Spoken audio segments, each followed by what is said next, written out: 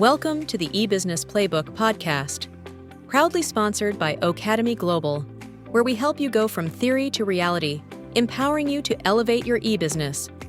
Join our open community at the eBusiness Playbook by Academy on Facebook and LinkedIn, and check out our training packages at academyglobal.com to find out more. Welcome to the eBusiness Playbook. Today, we're plunging into a topic that, it's become the strategic linchpin for every IT leader, every CTO, every business security professional out there. We're talking about how to truly fortify your digital fortress in what's become an increasingly complex and, frankly, dangerous online world, going beyond just the basics, really aiming to bulletproof your business against the next wave of cyber threats. The headlines, well, they tell a stark story, don't they? In 2022 alone, data breaches soared by, an astonishing 41.5%, affecting over 422 million individuals. That's huge. And giants like Twitter or Microsoft, they've been hit by high-profile attacks. The digital landscape isn't just evolving, it feels like it's transforming at breakneck speed. And with it, the threats are becoming incredibly sophisticated, AI-powered exploits, highly customized phishing campaigns. It's daunting. So our mission for this deep dive is to equip you, our listeners, with the essential strategies and the cutting-edge technologies organizations really need to adopt right now. We'll navigate the maze of new cyber risks, dissect robust strategies for data privacy, look at mastering proactive incident response, and building a truly resilient organization from the ground up. That's exactly right. And this really isn't just about patching vulnerabilities anymore. It's about fundamentally rethinking defense. We'll explore how to secure your, expanding remote workforce, how to protect those critical cloud assets from ever-evolving threats. And we'll try to demystify complex data regulations like GDPR and CCCA. Because the goal isn't just avoiding penalties, though that's important.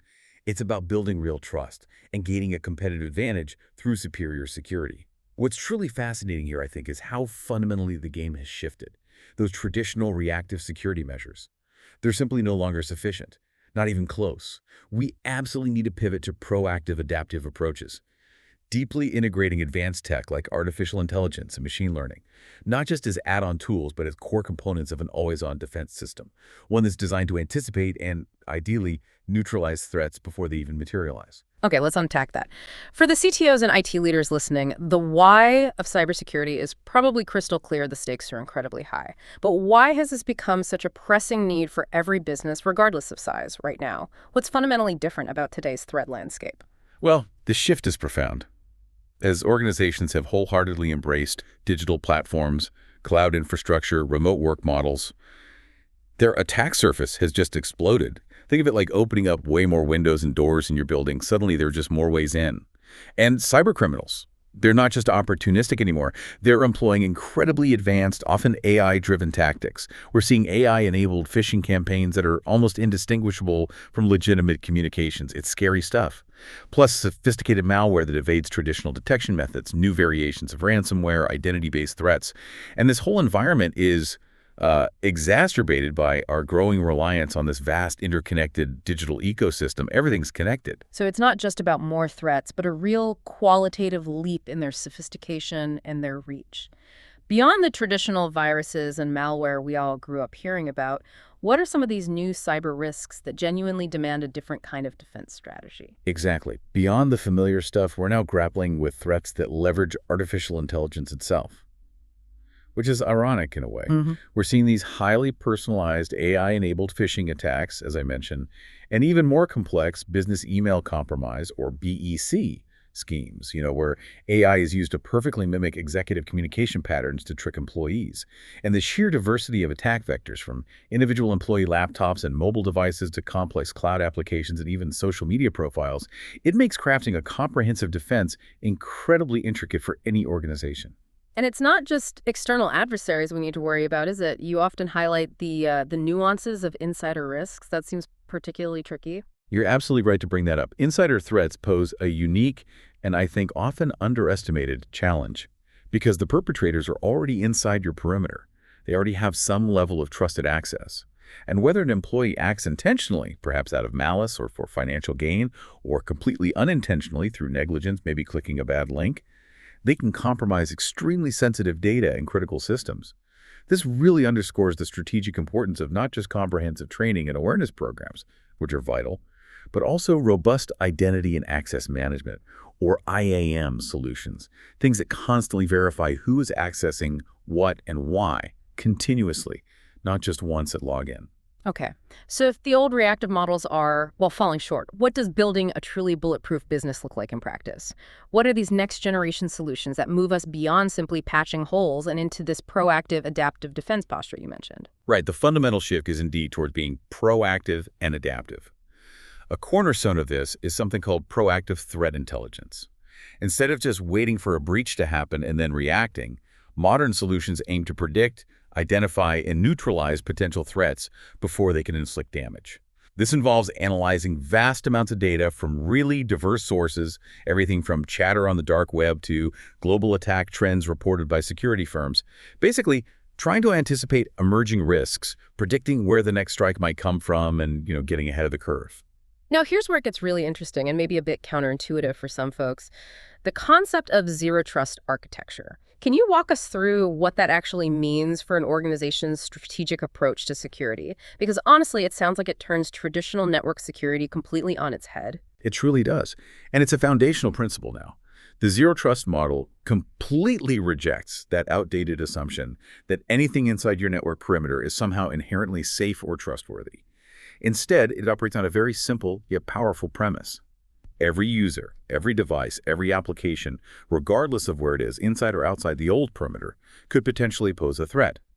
This means continuous verification and authentication are mandatory before granting any access, no matter how trusted a user or device might seem based on, say, their network location. It's particularly effective against those insider threats we talked about, and also unauthorized access attempts from compromised accounts.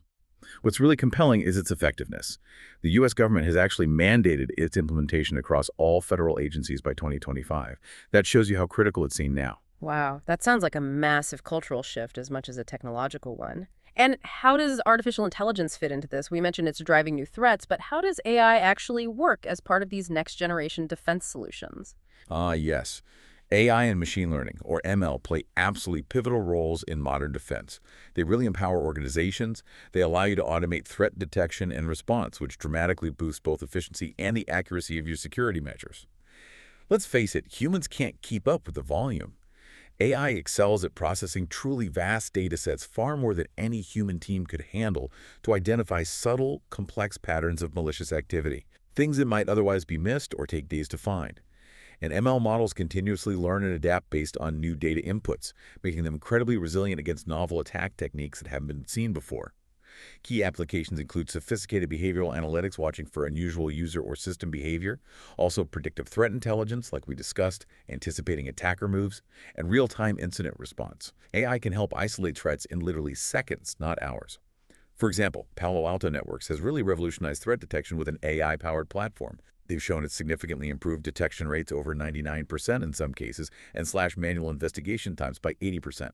That's a real-world impact on efficiency and safety. So it's not just about the technology you have, but how intelligently you use it, and crucially, who gets to access what and when. This brings us neatly to protecting our increasingly distributed workforce, that remote frontier, and those vital cloud assets. What are the core strategies there? Precisely. For organizations embracing remote or hybrid work models, multi-factor authentication, or MFA, it's moved beyond being just critical. It's basically non-negotiable now. Its user-friendly nature, for the most part, promotes high employee compliance. People generally accept it now. And it does this while minimizing workflow disruptions, which is key for adoption. It enhances overall security without sacrificing too much usability. And when it comes to cloud assets, which most businesses rely on, heavily adaptive security and robust encryption are absolutely foundational. Think about a leading European investment firm, for instance.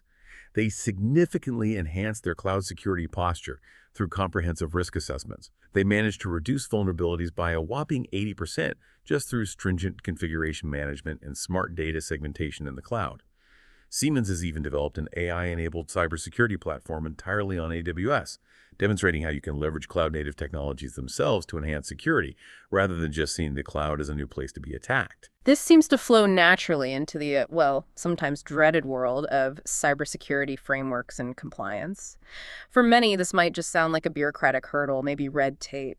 But you're suggesting it's actually a vital cornerstone of robust, proactive security, aren't you? It absolutely is. Yeah. And thinking of it as just red tape is a mistake, I believe. Cybersecurity frameworks, like the well-known ones from NIST, the National Institute of Standards and Technology, or specific industry ones like HOPA for healthcare or PCI DSS for payment processing. They provide structured, often battle-tested guidelines and best practices. They're essentially a blueprint for good security. They help organizations systematically manage and mitigate their information security risks. They ensure that crucial policies and procedures are not only put in place, but are also continuously reviewed, updated, and adapted to new threats. Right. And for our audience, the CTOs, IT leaders, security pros listening, why is compliance not just about, ticking boxes to avoid penalties, which is obviously important? Why is it actually a strategic advantage in today's competitive landscape? That's a crucial distinction to make. While compliance might not always be legally mandated for every single aspect of every single business, it's often indispensable for maintaining a competitive edge. I mean, think about it. Most large enterprises, especially in highly regulated sectors like finance or healthcare, now require their vendors to have specific compliance reports or certifications, like SOC2. Adhering to frameworks like the EU's GDPR or the California Consumer Privacy Act, CCPA, sends a really undeniable signal to your customers. You take data protection seriously. This fosters crucial trust, significantly enhances your brand's reputation, and honestly, it can even open up new market opportunities with clients who demand that level of assurance. But the benefits go even further than just reputation and market access. They really extend to ensuring operational integrity. That means safeguarding the confidentiality, integrity, and availability, the classic CIA triad of your critical data. This allows your business to run smoothly, unhindered by breaches or outages. It also provides crucial legal safeguarding against potentially crippling penalties, and in some cases, the loss of licenses or the very ability to operate. And financially, let's be blunt, preventing data breaches is profoundly prudent. The average breach cost was around $4.45 million in 2023, according to IBM. That stark figure truly highlights that robust cybersecurity isn't just an IT expenditure. It's a critical investment for your bottom line survival. Okay, so compliance isn't just a checkbox exercise. It's really a strategic shield and a trust builder. That makes sense. How then does effective incident response fit into this proactive, resilient approach? It sounds like it should be the last line of defense, but maybe also something you prepare for from day one. It's precisely that, a fundamental component of resilience. You can't prevent everything, so you must be ready to respond. Incident response plans are absolutely crucial. Organizations with well-defined, regularly tested plans are simply far better prepared. They can react more swiftly, minimize the damage, and recover much more efficiently from breaches or attacks when they inevitably occur. These plans clearly outline roles and responsibilities for everyone involved, from IT to legal to comms, ensuring efficient mitigation. And crucially, regular testing of these plans, through things like tabletop exercises or full simulations, is highly recommended. You have to practice. This maintains readiness and adaptability in the face of constantly evolving threats. Your plan from last year might already be outdated. We've also seen the immense effectiveness of compliance automation tools lately. These tools can streamline some of the really tedious tasks, like evidence collection for audits, continuous monitoring for policy violations, and ongoing risk assessments.